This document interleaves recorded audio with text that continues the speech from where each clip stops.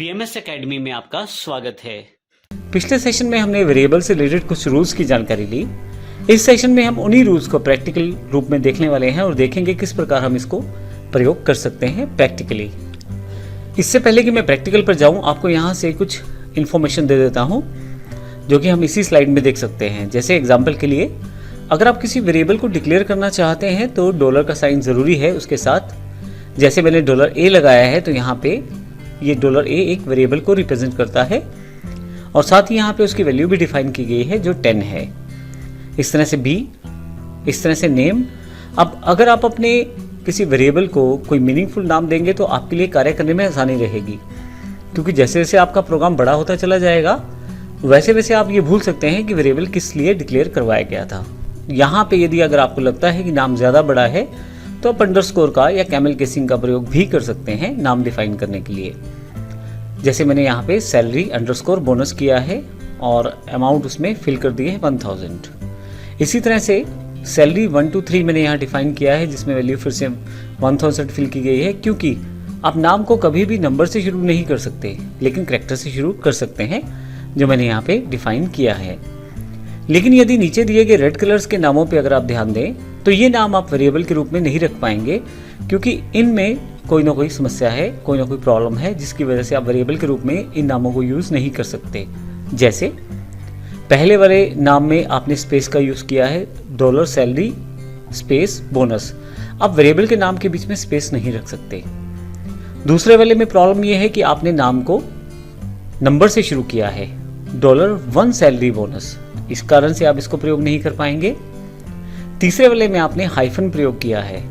आप अंडरस्कोर तो प्रयोग कर सकते हैं लेकिन हाइफन प्रयोग नहीं कर सकते नाम में, तो इस कारण से यहाँ तीसरे वाला जो वेरिएबल है वो भी गलत रहेगा।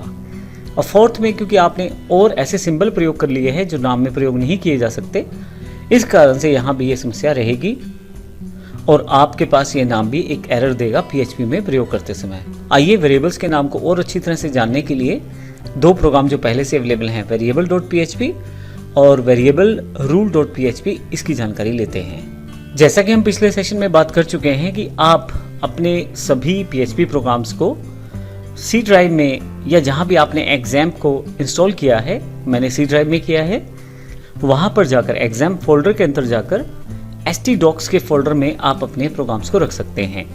और यहाँ पे प्रोग्राम को रखने के पश्चात आप ब्राउज़र में जाकर URL की जगह लोकल होस्ट के पश्चात उस प्रोग्राम का नाम टाइप करके एंटर कर सकते हैं।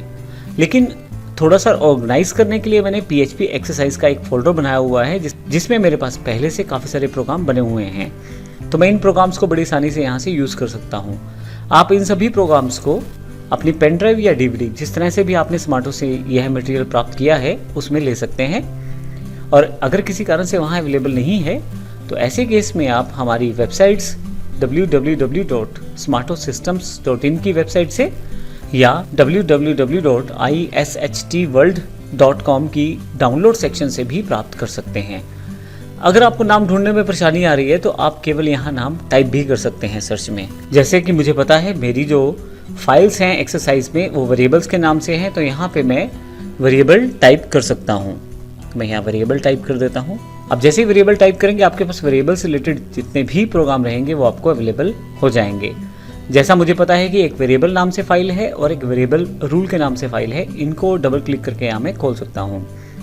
अब देखेंगे फाइल ओपन हो गई है variable.php। अगर मैं मिनिमाइज कर दूँ और variablerule.php को ओपन करूँ तो दोनों फाइलें मेरे पास यहाँ अवेलेबल हैं। वेरिएबल PHP में हमने सबसे पहले एक वेरिएबल डिक्लेयर किया है मैसेज के नाम से, जिसमें मैंने एक स्ट्रिंग को डिफाइन किया है हेलो स्मार्टो के रूप में।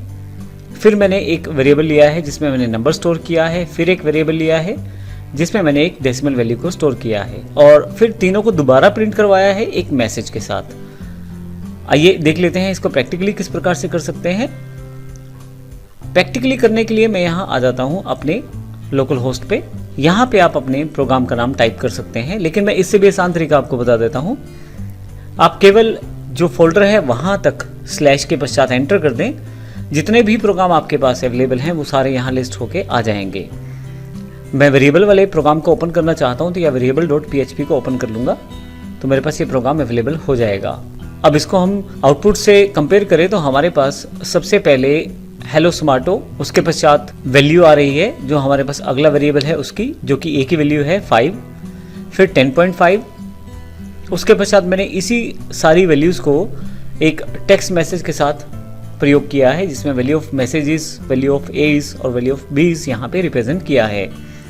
हालांकि अभी आप सोच रहे होंगे कि आउटपुट बिल्कुल समझ नहीं आ रहा। ऐसा है क्योंकि अभी हमने HTML टैग्स को प्रयोग करना नहीं सीखा है।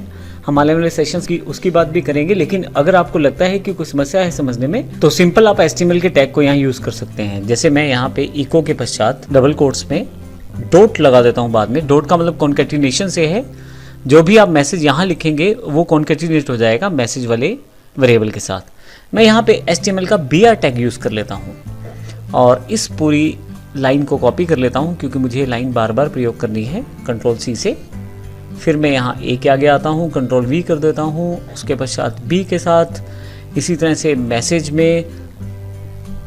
अब मैसेज में क्योंकि मेरे पास पहले से कोड्स हैं तो मैं यहाँ से BR टैग को ही केवल कॉपी करता हूँ और यहाँ पे मैं डिक्लेयर कर देता हूँ यहाँ के बजाय शुरू में, ताकि मेरे पास जो है स्पेस बन के आए।